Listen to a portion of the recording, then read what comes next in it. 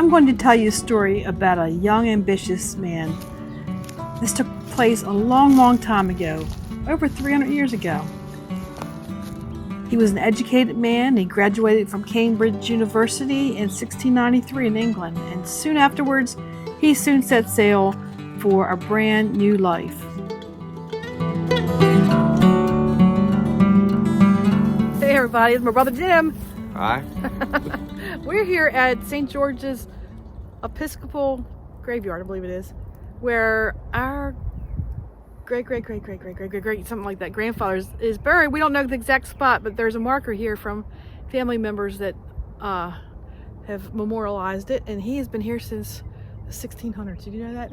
I didn't know it was like that. Yeah. All right, let's go up and see if we can find it. So early in the 1700s, Mark Whitaker arrived in the British colony of Maryland. He wasn't just a settler. He was a planter who helped build the region's economy. 1851, the present church was built. Okay, here's the present church here. It's beautiful and old.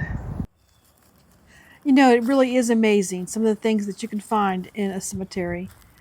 The tombstones have clues themselves to the lives that were left behind, and we found a treasure of information today. We found tombstones with familiar names. We found tombstones that had markers from their service in a particular war. But most importantly, we saw a marker there. It wasn't actually the gravesite of our relative, because it's been lost in time. He was here long before this church was built, and the site, he is buried here, but the site remains unknown. But he's here somewhere. Our relative's grave isn't right here, but there's a marker. Mark Whitaker. What? Is that how Whitaker was originally spelled? Because yes. Some people pronounce that Whitaker. Right. I think it's what the name originated from, Whitaker, over in England. I think they grew wheat or something, probably. So all this right. is written in the Old English because Mark, with an E on the end, right? Yeah. Is born at birth, the son, S-O-N-N-E. Yeah.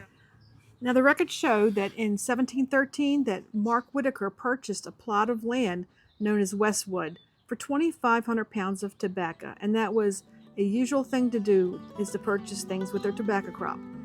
His life was centered around the water in the area and the tobacco industry that defined the area, and that's probably why he came to America for this land and to join in this booming industry of tobacco. Now, as far as the water is concerned, he had a plot of land also on the Gunpowder River near Maxwell's Point, in what was Baltimore County and is now present-day Harford County. And that's where he would ship his tobacco crop off through the water, down through the river to the bay, and on out to England. Now stick with us to the very end, because I'm going to reveal a very interesting twist to the story. It's absolutely amazing. What do you think, Jimmy, about our relatives landing here in Maryland? And we live most of our life. Well, I did. I've lived most of my life in Maryland. Yeah, I had no idea that there was so much history behind our family and how early they all arrived. I know. And this is because apparently Mark Whitaker arrived probably sometime right around 1700. Yeah. He'd have been 23. And so yeah, that's like 75 years before the Revolution. Yeah. Huh. He's a landowner, and he served the church. That's why, even down to my grandmother, she was wanting a preacher in the family. They kept their faith all those years, and it was always so important to them. So much so that my grandmother wanted our dad to be a minister, but that didn't happen. Oh, there's some hidden back here. You can't already see that it's not even cleared out. Man of the clergy, what is it? Vestry? Vestry. I've heard the term, I don't know what it is. Well, that's a vestry. I'm thinking it's like a little chapel thing they held funerals in, maybe. It could be. I'm not familiar with it. I've heard the term. I don't know what I have too. I saw it on a couple of these things something about a vestry. That's a big figure. It was something that close there. Same things like this.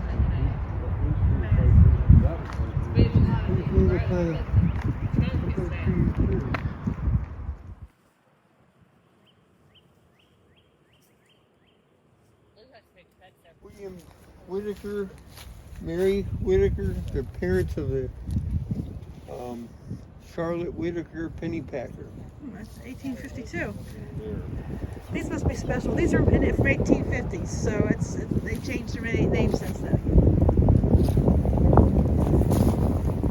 Youngest child of Charlotte Whitaker pennypacker.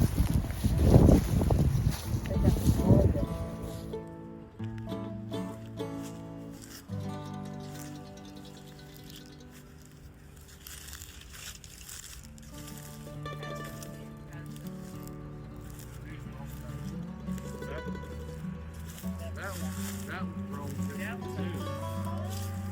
Here's a Patterson that's 92 years old.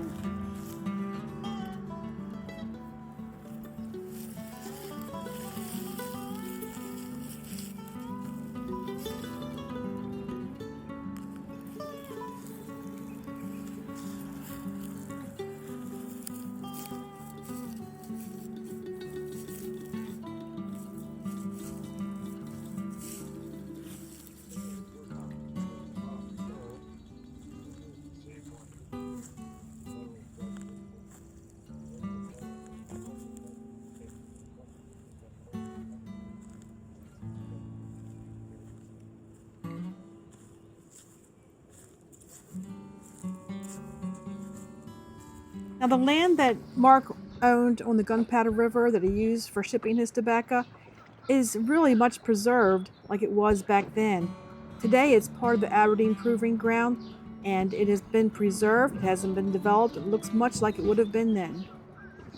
The land you're looking at now is what he owned, his plantation, and here is Maxwell's Point. That's how close it is.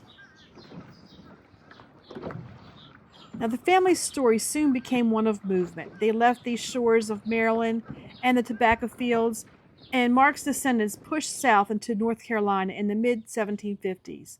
So, like many other pioneers, they followed the Wilderness Trail through the Cumberland Gap into Kentucky.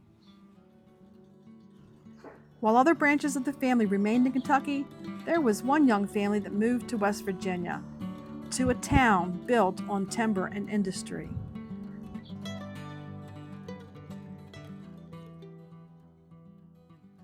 Their grandson grew up in those mountains.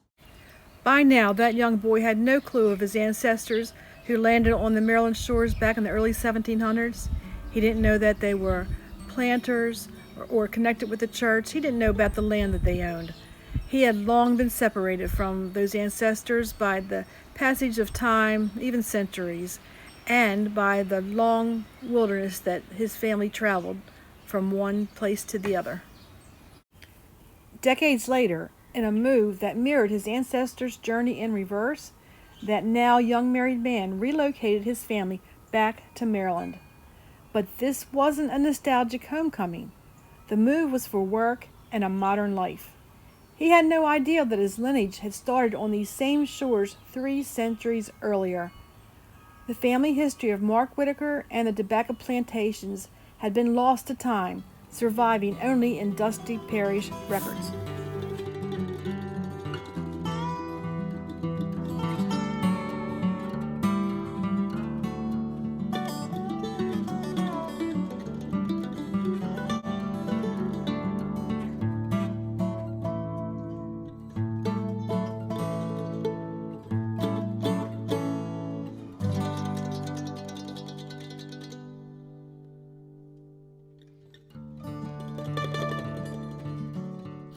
The most incredible part of the story happened only recently.